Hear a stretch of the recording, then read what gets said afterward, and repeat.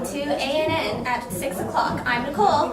And I'm Audrey, and today's topic is genetically modified foods. Now we're going to Tanya and Patricia to show us some examples of how modifying food works.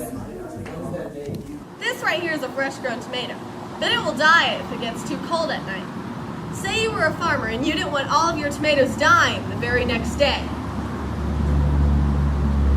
To sum it up, you have to take a fish that can withstand the cold. This is how we genetically modify food.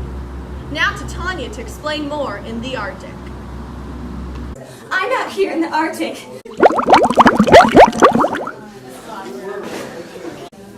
This was a big one. This is an Arctic flounder. It can withstand freezing temperatures, and we are going to take the DNA from the fish, which makes it able to withstand the cold, and put it into the tomatoes.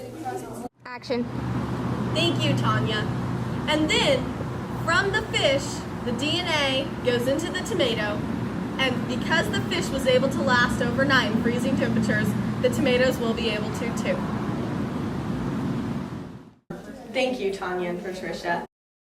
I'll be talking about the pros this evening, and to start off, most of the time, genetically modified foods will have a better overall quality and taste.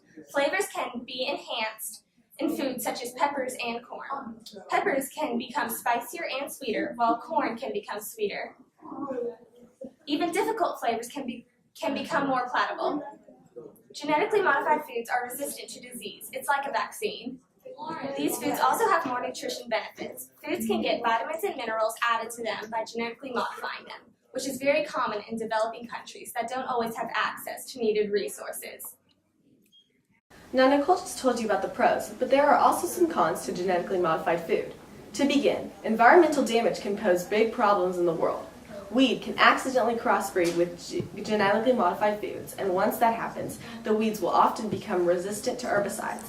There is absolutely no economic value in genetically modified foods. Both take just as long to grow. Allergic reactions are growing more and more in the population. Genetically modified food increases the risk of food-based allergies. If livestock eats genetically modified food, and if a person is allergic to the food the animal ate, then there is a high probability of an allergic reaction from eating the meat. But the benefits override the risks of the genetically modified food. Thank you for watching today's Genetically Modified Food broadcast on ANN.